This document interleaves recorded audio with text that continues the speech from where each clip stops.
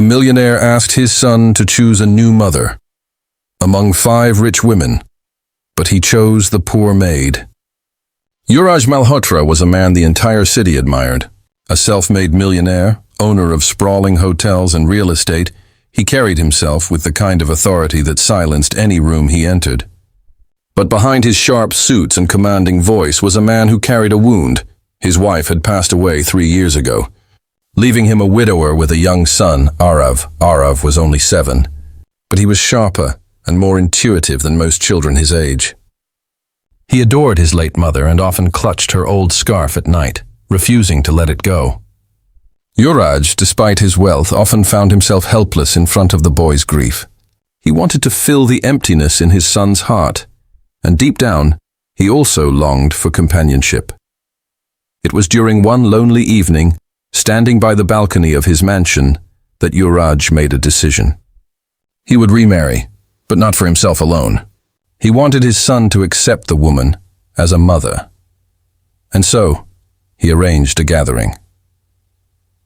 One Saturday evening, 5 elegant women arrived at the Malhotra mansion, each a vision of wealth and power. Dressed in flowing gowns, dripping in diamonds, and with perfumes that filled the air, they looked every bit the part of women who could stand beside a millionaire. Each one hoped to become Mrs. Malhotra, but Youraj, in his calm voice, made an announcement that silenced the luxurious hall. "My son will make the choice. Whoever he chooses will not only be my wife but his mother, and if he refuses, none of you will have me." The women exchanged astonished looks. They were used to men choosing them, not children, but the millionaire's word was law. As the women lined up in the garden the next morning, Aarav appeared dressed in a tiny black tuxedo, looking like a miniature version of his father. His serious eyes scanned the row of glamorous women who smiled sweetly, trying to win his heart. Behind him, Youraj stood with his hands clasped, his expression unreadable. But Aarav's gaze didn't stay on the women. Instead, it wandered to someone standing nervously on the side. It was Mishal, the young maid of the house. She wore her simple blue uniform with a white apron, her hair tied neatly in a bun. She wasn't rich, she wasn't glamorous, and she certainly wasn't there to compete with the others. In fact, she looked shocked just to be standing nearby, holding a tray of juice glasses. Aarav's lips curved into a tiny smile, and before anyone could blink, he stepped forward and pointed his small finger at her. "I choose her," he said clearly, his voice echoing in the quiet morning air. The garden fell silent. The rich women's smiles froze, their painted faces stiffening with disbelief. One of them let out a scoff, another muttered under her breath. The millionaire Youraj blinked in shock, his composure cracking for the first time. Mishal's tray shook in her hands. "Mami," she whispered, placing her hand over her mouth. Aarav walked right up to her, tugged her hand gently and said, "Yes, I want you. You sing to me at night when I can't sleep. You tell me stories about angels. You hug me like Mama used to. You're the only one who makes me feel home." Tears welled up in Mishal's eyes. She had been just a maid, quietly caring for the boy when no one else had time. She never imagined he saw her as a mother figure. The women in gowns began whispering furiously, some glaring at her with open disdain. "This is ridiculous," one snapped. "She's just a maid," another protested. But Aarav turned and looked straight at his father with an innocent firmness that only a child could have. "Papa, I don't want a rich lady to be my mother. I want Mishal." Youraj's jaw tightened. For years he had built his empire with discipline and control, but at this moment, his son's choice shook him to his core. His eyes locked on Mishal, who stood trembling, torn between duty and the unexpected storm of fate that had just swept her life. And in that frozen moment, everyone knew this choice would change the future of the Malhotra family forever. The garden had fallen into stunned silence after Aarav's declaration. The rich women, each dressed like queens, stood frozen, their pride wounded beyond repair. They had expected to be admired, adored, and chosen. Instead, a little boy in a tuxedo had ignored their diamonds and silks and pointed at a poor maid in a plain blue dress. Mishal's throat tightened as every pair of eyes turned toward her. She wanted to vanish. She had never dreamed of being noticed like this, not by her employer, and certainly not by the world. Her place was in the background, serving tea, cleaning rooms, comforting Aarav when no one else paid attention. But now, in the blink of an eye, she was at the center of a storm. Youraj's stern gaze lingered on her, unreadable. For years, he had mastered the art of hiding his emotions. But now there was a flicker of something human. Conflict, surprise, maybe even fear. "Papa," Aarav tugged his father's hand again. "I don't care what they say. I want Mishal. I won't call anyone else Mama." The women could no longer contain themselves. "This is insulting," said the one in emerald green. "We are women of status. How could you let a servant even be considered?" Another in scarlet red sneered, "A maid has no class, no breeding. She will only embarrass your name, Mr. Malhotra." Youraj raised a hand, silencing them instantly. His voice was calm but edged with iron. "My son has spoken. His choice carries weight. If any of you cannot respect that, you may leave." The women exchanged furious glances. Some stormed off in indignation, their heels clicking angrily against the marble. Others stayed, determined to fight in silence, but Mishal could hardly breathe. She shook her head quickly, stepping forward with trembling hands. "Sir, please. This is a misunderstanding. Aarav is a child. He doesn't know what he's saying. I'm just a maid. I can never." I don't belong in this conversation." Her eyes filled with tears as she turned to Aarav. "Beta, you're very sweet, but I'm not your mother. I can never replace her." Aarav's little face fell, his eyes glistening. "But you already are. You love me when no one else does. Isn't that what a mother is?"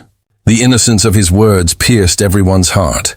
Even the guards and staff nearby lowered their gazes, their throats heavy with emotion. Youraj closed his eyes for a moment. His son's words were like knives. He knew Mishal had been there in moments he himself could not be. When meetings, contracts, and deals kept him away, Mishal had been the one singing lullabies, applying bandages on scraped knees, and chasing away nightmares. But still, how could a Malhotra heir have a maid as his mother? Society would never forgive it. His reputation, his empire, his name, it would all be mocked. He looked at Mishal and spoke quietly. "Tell me the truth. Do you want this?" Her heart thudded. 1,000 memories rushed back. The reason she had come to work as a maid in the first place. Mishal had not always been poor. Born into a middle-class family, she had once been a bright student with dreams of becoming a teacher. But tragedy had struck early. Her father had died of illness, her younger brother crippled in an accident, and her mother burdened with debts. Mishal had abandoned her dreams to support her family. She took whatever work she could find, and eventually fate brought her to the Malhotra mansion. She had never complained. She had worked silently, her only joy being Aarav's innocent laughter. He reminded her of the brother she had once carried on her back to school.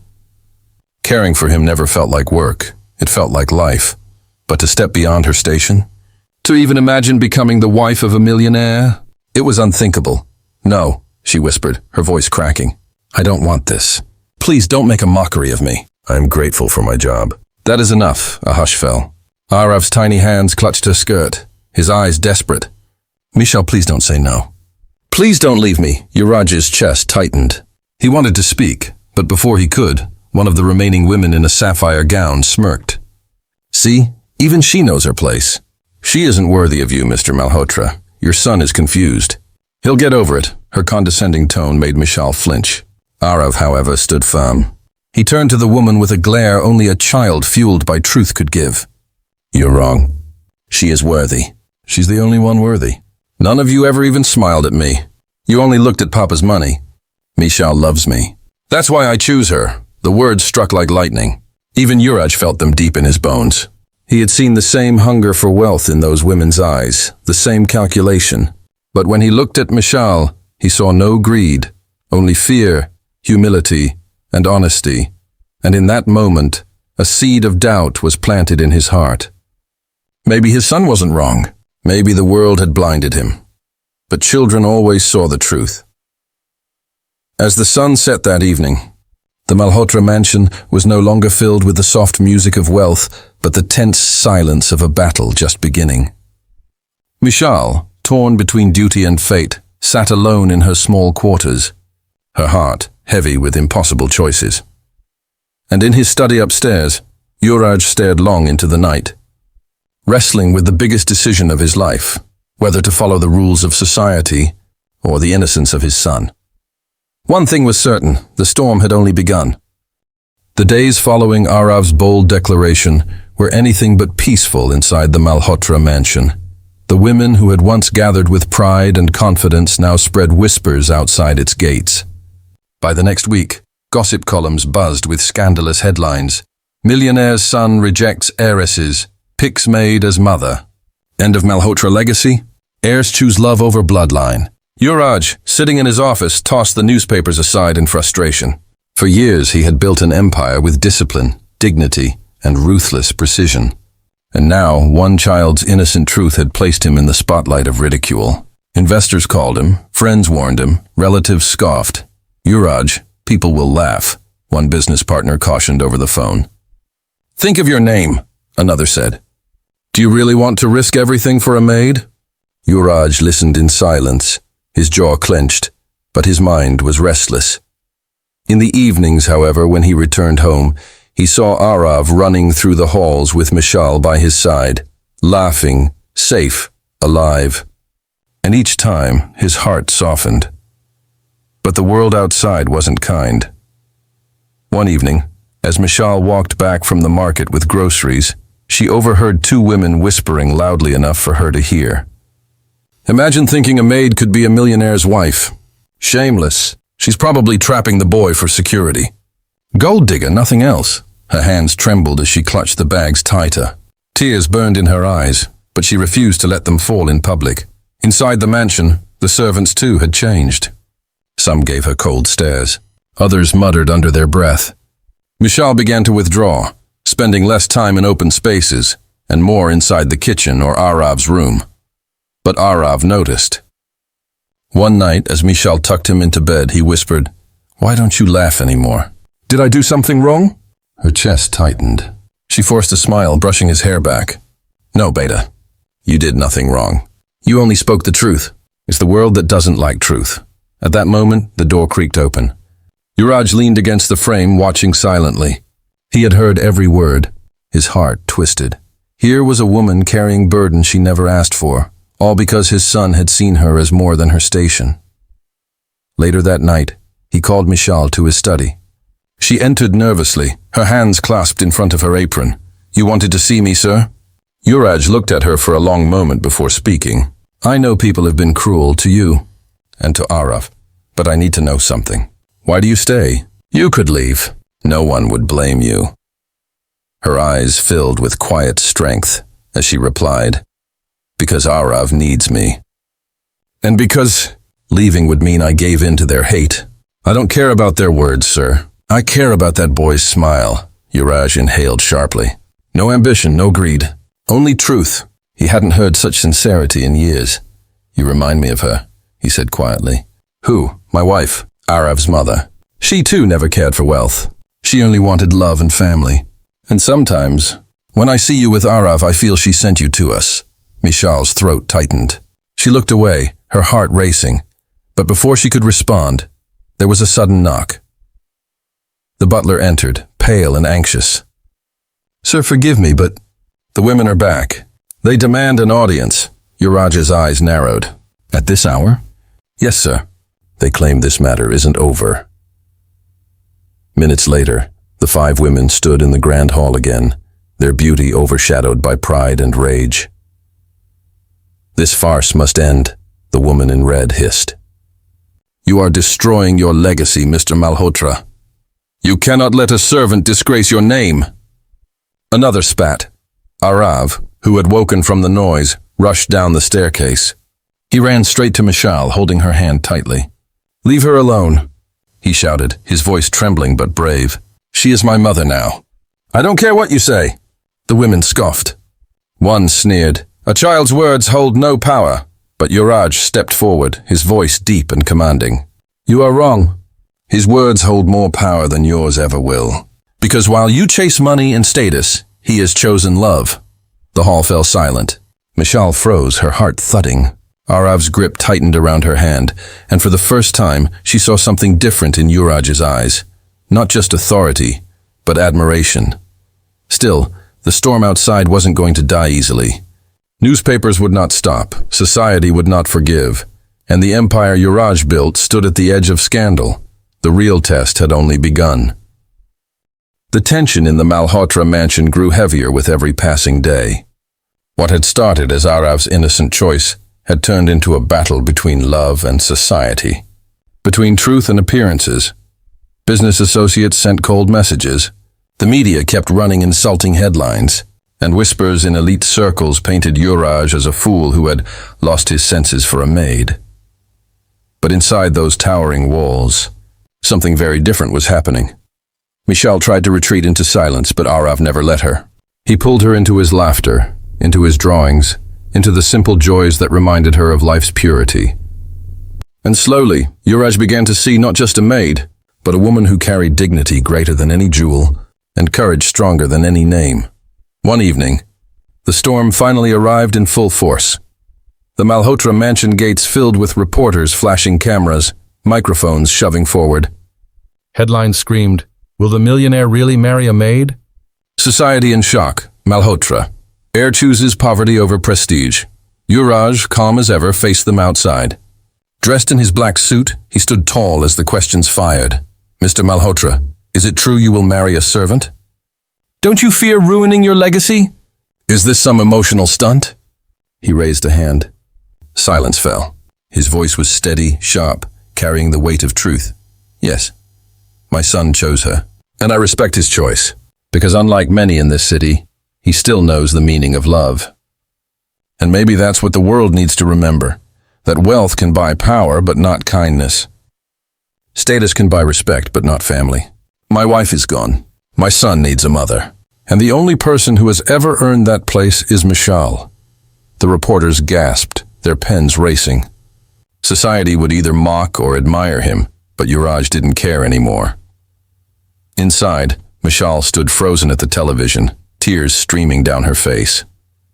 For years, she had been invisible, just another worker in the background. But now, a man the world admired had seen her heart and defended it. Still, she couldn't help trembling. Later, when Youraj returned, she confronted him. "Why are you doing this?" she whispered, her voice breaking. "You'll lose everything. They'll never accept me. I can't bear being the reason you fall." Youraj stepped closer, his eyes steady. "Mishal, I've spent my whole life building walls of wealth. And yet, I've never felt more empty than I did before Aarav pointed to you. That boy showed me the truth I was too blind to see. You didn't ask for this, but you deserve it, and I am not afraid to lose society if it means keeping my family." His words broke the last of her resistance. Her tears fell freely as she whispered, "But I'm just a maid." He shook his head softly. "No, you're the woman who gave my son back his smile. You're the one who reminded me of my late wife's love. That makes you more than a maid. That makes you our home." At that moment, Aarav rushed in, hugging both of them tightly. "See, Mishal? I told you Papa would understand. Now we can be a family again." And in that small embrace, all the wealth, power, and reputation faded before the simple truth. Love had won. Weeks later, when the wedding finally happened, society came in droves, some to mock, some out of curiosity. But as Mishal walked down the aisle in a simple sari, holding Aarav's hand, people saw something they hadn't expected. Dignity, grace, and an innocence that no diamonds could match. Youraj, standing at the altar, didn't care who watched. He extended his hand and Mishal placed hers in his, trembling but firm. "I choose you," he said softly, echoing his son's words. "And I choose you," Mishal whispered back. The hall erupted with whispers, but all that mattered was Aarav, grinning wide as he shouted, "Now I have my family back!" For the first time in years, Youraj's heart felt whole. And as Mishal's eyes glistened with both fear and hope, she realized something profound. She had once believed fate had stolen everything from her, but perhaps fate had only been preparing her for this home, for this family, for this love. And so, the story ended not with the wealth of a millionaire, but with the richness of hearts that had dared to defy the world. Because in the end, It wasn't society that chose. It wasn't the wealthy women who decided. It was a little boy with a pure heart who pointed at love and changed all their lives forever.